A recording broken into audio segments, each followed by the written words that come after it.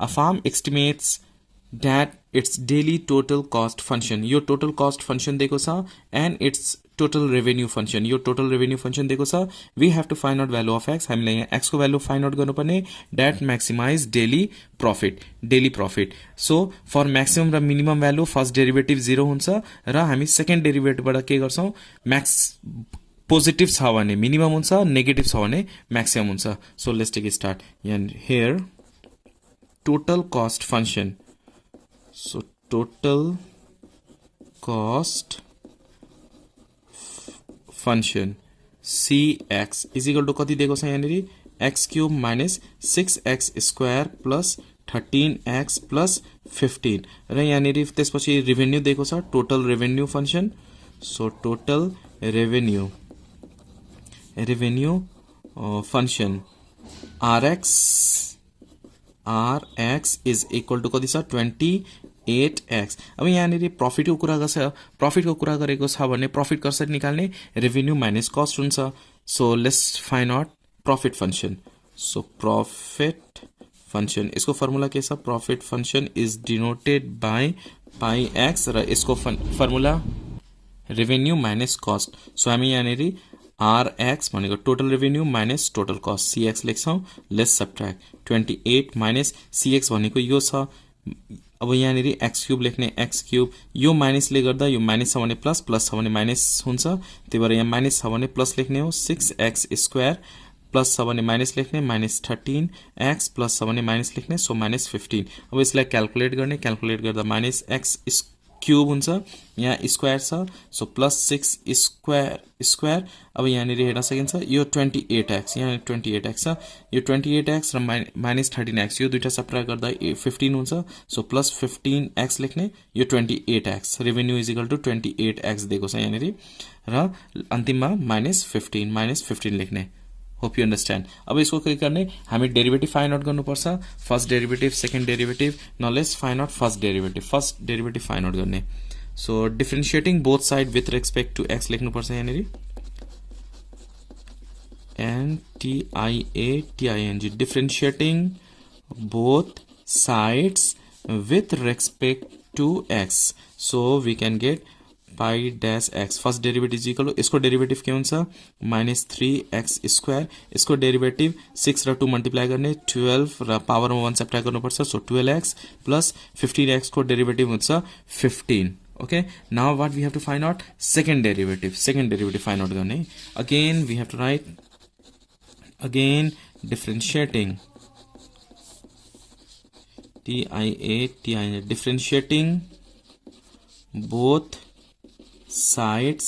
with respect to x. So double dash x लेख्ने, second derivative find out गर्ने, 3 2 जा 6, so minus 6x plus 12 हुन्छ. अब यो ग्रेटर छ कि छैन थाहा छैन. ओके, ग्रेटर हुँदाखेरि मिनिमम भ्यालु निकाल्ने र नेगेटिभ हुँदाखेरि मैक्सिमम निकाल्ने, तर यो थाहा भएन. It means we have to find out the value of x, then we have to put the value of x को value निकालेर यहाँ put गर्ने, त्यसपछि पोजिटिभ कि नेगेटिभ त्यो थाहा हुन्छ. So let's find out the value of x. x find out गर्न के गर्नुपर्छ, for maximum and minimum लेख्ने, for max or min. Okay, for maximum or minimum first derivative के हुन्छ 0 हुन्छ. So first derivative is equal to 0. First derivative कति आएको छ यहाँनिर, minus 3x square plus 12x plus 15 is equal to 0. Minus common लिँदाखेरि remaining minus 3 common लिम, remaining x square plus 3 4 जा 12x, माइनस कमन लिँदा यो माइनस हुन्छ र माइनस 3 5 जा 15 is equal to 0. So x square minus 4x minus 5 is equal to 0. Now हामी यस्तो नम्बर सर्च गर्नुपर्छ जसको मल्टिप्लाई गर्दा 5 होस् र सब्ट्र्याक्ट गर्दा 4. 5 4 जा 5 into 1 हुन्छ, 5 into 1 5, 5 minus 1 4. therefore इसको x plus 1 र x minus 5 is equal to 0. इसको फैक्टर यो भयो, therefore x is equal to minus 1 हुन्छ र x is equal to 5 हुन्छ. x plus 1 is equal to 0 लेख्दा x is equal to minus 1 भयो, x minus 5 is equal to 0 लेख्दा x is equal to 5 भयो. अब यो गएर हामी कहाँ पुट गर्छौं, सेकेन्ड डेरिवेटिभमा. सेकेन्ड डेरिवेटिभ के छ यहाँ माइनस 6x प्लस 12. अब यो x is equal to minus 1 र x इज इक्वल टू 5 ले लेख्ने. यहाँनिर लेखौँ है, when x is equal to -1 हुँदाखेरि सेकेन्ड डेरिभेटिभ के हुन्छ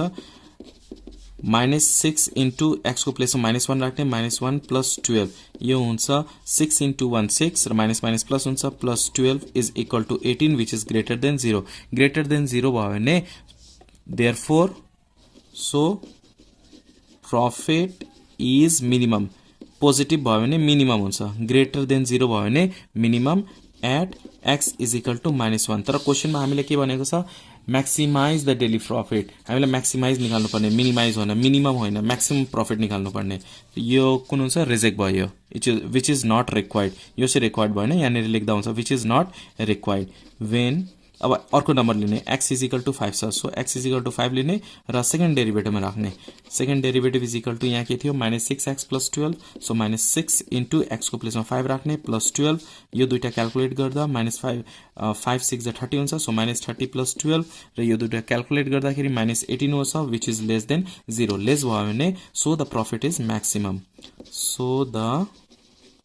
प्रॉफिट इज मैक्सिमम जुन रिक्वायर्ड छ यो क्वेशनले हामीले के भनेको छ फाइन्ड द मैक्सिमम प्रॉफिट भनेको छ सो मैक्सिमम प्रॉफिट कुन बेलामा भयो when x is equal to 5 को भएको बेलामा प्रॉफिट के छ मैक्सिमम छ so find the value of x हामीलाई x फाइन्ड आउट गर्नुपर्ने that maximize daily profit so कुन x is equal to when x is equal to 5 then profit is maximum if the revenue function is r is equal to q minus 3q square revenue function छ र cost function पनि दिएको छ हामीले के find out गर्नुपर्ने find the value of maximum profit यहाँनिर हामी maximum profit फाइन्ड आउट गर्नुपर्छ let's take a start so here revenue कति दिएको छ r is equal to q minus 3q square र cost function कति छ यहाँनिर q square minus 2q अब हामीले के फाइन्ड आउट गर्नुपर्ने प्रॉफिट फाइन्ड आउट गर्नुपर्ने प्रॉफिट को फर्मुला के छ r minus c revenue minus cost total revenue minus total cost यो दुईटा सब्ट्र्याक्ट गर्दा के आउँछ प्रॉफिट आउँछ र रेभेन्यू कति छ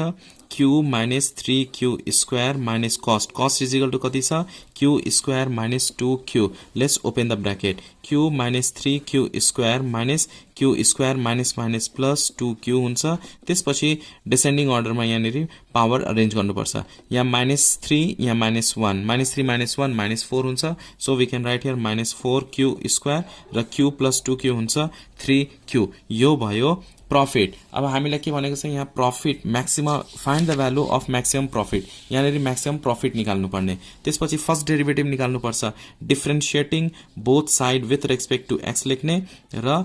d dash x लेख्ने हो यहाँनिर यसको डेरिभेटिभ के हुन्छ -4 2 जा 8 सो 8q प्लस 3 हुन्छ okay now again differentiating both side with respect to q ले डेरिभेटिभ गर्नुपर्छ विथ रेस्पेक्ट टु q ले गर्ने किनभने भेरिएबल के छ यहाँनिर q छ त्यही भएर सेकेन्ड डेरिभेटिभ के हुन्छ second derivative is equal to -8 हुँदाखेरि which is less than 0 it means profit के हुन्छ मैक्सिमम हुन्छ मिनिमम हुँदैन मिनिमम कुन बेला हुन्छ यो पोजिटिभ भएको बेला यो चाहिँ 0 भन्दा ग्रेटर छ भने पोजिटिभ हुन्छ पोजिटिभ हुँदाखेरि मिनिमम हुन्छ र नेगेटिभ हुँदाखेरि मैक्सिमम प्रॉफिट हुन्छ so for maxima first derivative के हुन्छ 0 so first derivative is equal to 0 first derivative के छ -8q plus 3 is equal to 0 so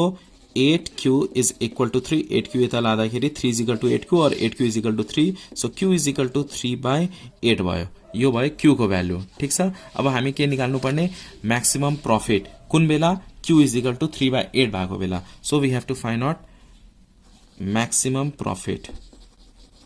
maximum profit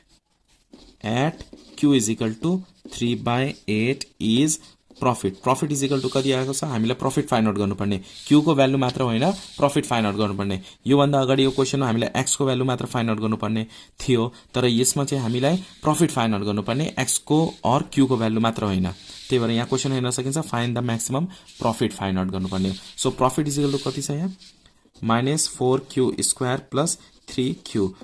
-4q को प्लेसमा 3/8 राख्ने so 3/8 whole square plus 3q let's calculate -4 into 3 square 9 हुन्छ by 8 square 8 8 जा 64 plus 3 हुन्छ 4 1 4 4 1 4 24